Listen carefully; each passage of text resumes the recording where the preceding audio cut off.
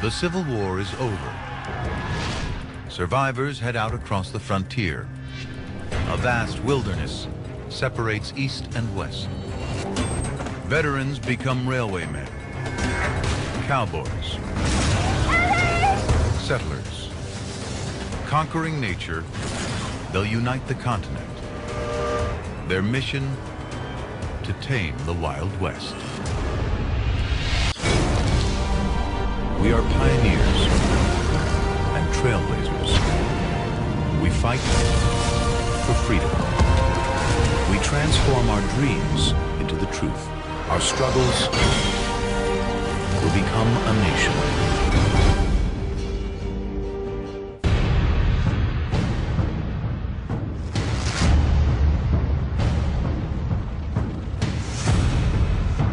(1865). The Great Plains.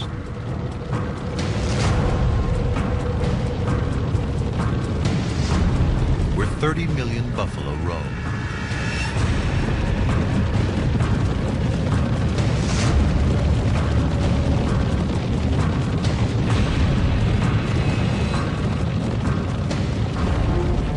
Vast, untouched, a wilderness dividing America. Crossing the continent takes 6 months. 20,000 die on wagon trains. By ship, it's an 18,000-mile journey around South America. To conquer the wilderness and unite East and West, President Lincoln greenlights a transcontinental railroad. 2,000 miles long. It will transform the nation, triggering a tidal wave of settlement across the Great Plains. The railroads were vital to the expansion of America. This technology connects people in a way that never before in the history of mankind has there been that kind of connection.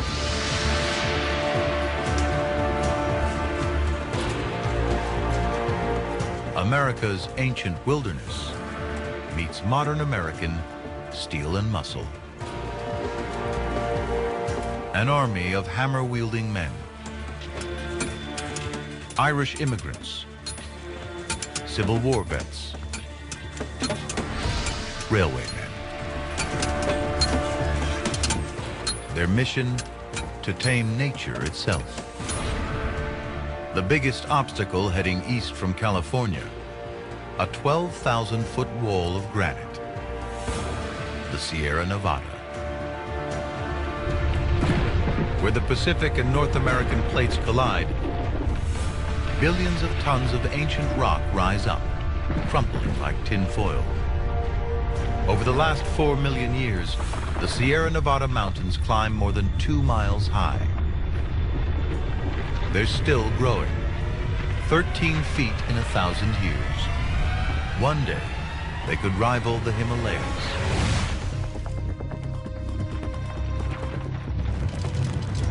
Only a madman would dream of running a railroad across mountains like this. They don't call him Crazy Judah for nothing. Obsessed with the railroad, he sees a way through. Come on down, boys. Theodore Judah makes 23 trips into the peaks. And pig that, boys. Plotting a path across ridges and through mountain summits. Building it will be the engineering challenge of the century. Yeah, let's mark that. This is the most magnificent project ever conceived. An enterprise more important to the people of the United States than any other. The railroad will be built, and I will have something to do with it. Americans love someone who can go through seemingly difficult or impossible things and make their dreams happen. With Judah's route approved, 2 companies begin work. The Union Pacific starts from Omaha in the east. The Central Pacific from Sacramento in the west. They'll meet in Utah. It will cost over $2 billion in modern money. But the government doesn't have enough cash. It pays the companies in federal land. They must finish in 15 years or lose everything. We have learned in this country that you really don't get anywhere in life if you don't take some risks. I think America is by far the shining light of the world in so many ways because we are risk takers. Paid by the mile, adding curves adds profit. Corrupt investors bilk the railroad for every cent they can. A 9-mile curve means an extra 120 acres of federal land. They'll end up owning an area the size of Texas. First, they must conquer the Donner Pass, 7,500 feet up, the highest on Judah's route. Cursed by 30 feet of snow each winter. Avalanches. Tragedy. Here, just 20 years earlier, the Donner Party became trapped in the snow and ate each other. Now, Judah's railroad cuts right through the mountain. 1,649 feet of rock must be excavated, the longest tunnel on the route. Chinese laborers dig day and night. It's easier to ship workers from China than get Americans across the continent.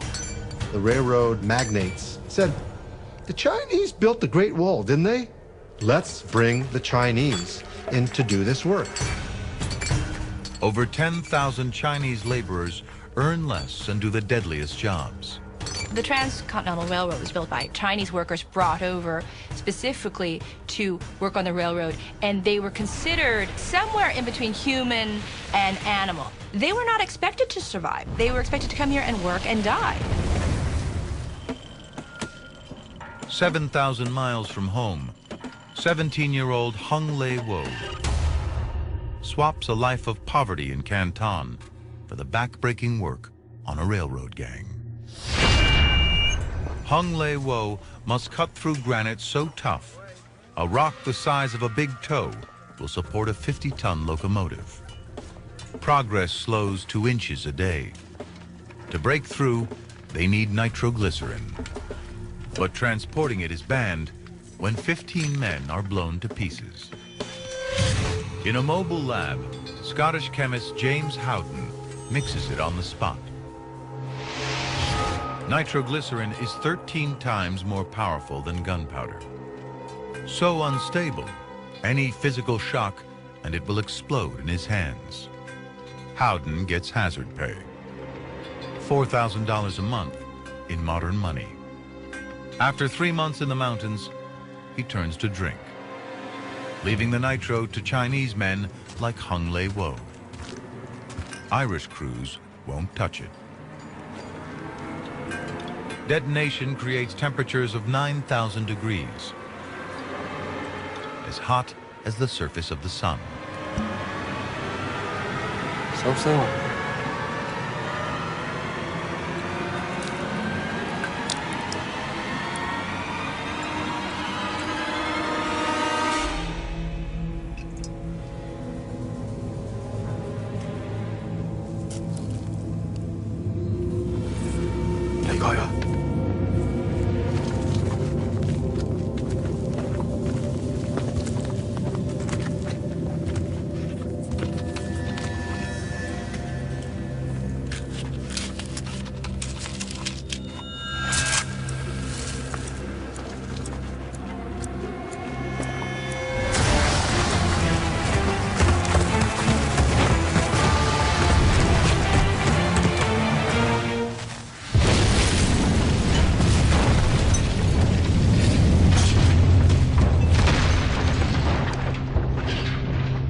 An estimated 1,500 Chinese die in explosions and rock slides.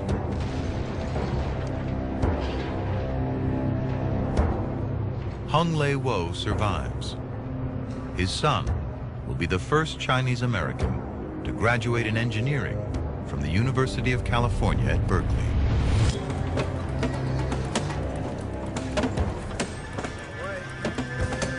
Once through the mountains, track laying accelerates from 10 inches to 6 miles a day.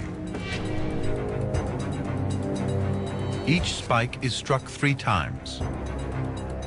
10 spikes to a rail. 400 rails a mile. 21 million hammer swings complete complete the railroad. May 10th, 1869. A one-word message arrives by telegraph. Done.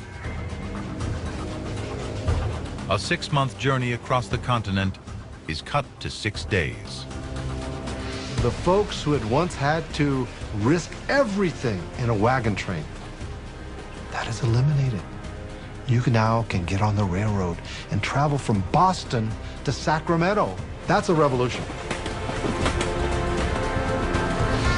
The internet of the era, the Transcontinental Railroad changes everything it touches, triggering a mass migration to the Great Plains.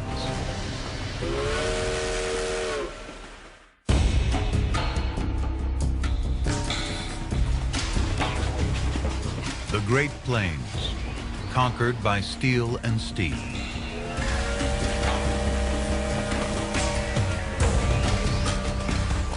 The Transcontinental Railroad threads a thin line of civilization through the wilderness. People follow. In just 1 year, 40,000 settlers moved to Nebraska, fanning out across the frontier in wagon trains. When in the mid-19th century to the late 19th century, they went out and settled some hostile territory known to mankind in the Great Plains where I grew up. These were true pioneers. The government accelerates the process with the greatest land giveaway in history. Anyone with a $10 filing fee can claim free land. A quarter are single women and ex-slaves. When you see the desperate scramble in these rickety wagon trains, you realize that the promise of America was land. These are people who never in a million years would be able to own land in Europe. Eventually, 10% of the United States will be given away under the Homestead Act. I'm not going back to Indiana to rent until I bust entirely and have to walk back. Uriah Oblinger, Civil War vet, claims his 160 acres in Nebraska. There's a catch. 110-degree summers spark prairie fires. Trees can't survive the drought and flames. There's so little rain, nothing grows here but grass. Without lumber to build houses, the new inhabitants live in mud huts, built of sod, cut from the plains. Uriah dismantles his wagon to make doors and windows. They often had insects. They invited snakes. It was, well, pretty much like living in a burrow in the ground. I think the pioneers did have it hard. They conserved, they were frugal. The one dress lasted a long, long time. For Uriah's wife, Maddie, it's a price worth paying. I expect you think we live miserable because we are in a sod house. But I tell you in solid earnest, I never enjoyed myself better. Every lick we strike is for ourselves, and not half for someone else.